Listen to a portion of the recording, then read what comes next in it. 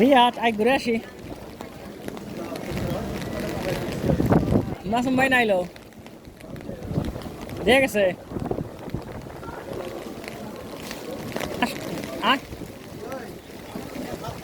Coffee বানাবি? Coffee বানাবি কি? আমি আমি আমি কফি আমি বানাইছিলাম না তুই বানাইছিলি? হপ, তুই বানাইছিস না? ডিউটি কর, ঠিক মতো ডিউটি কর। আই গেলা ঘুরে আসি, বৃষ্টির দিনে ঘুরতে হয়।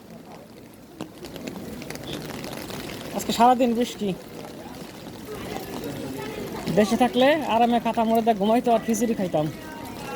আর এখন বিদেশে এসে বৃষ্টি হোক আর রোদ হোক, কাজ করতে হবে।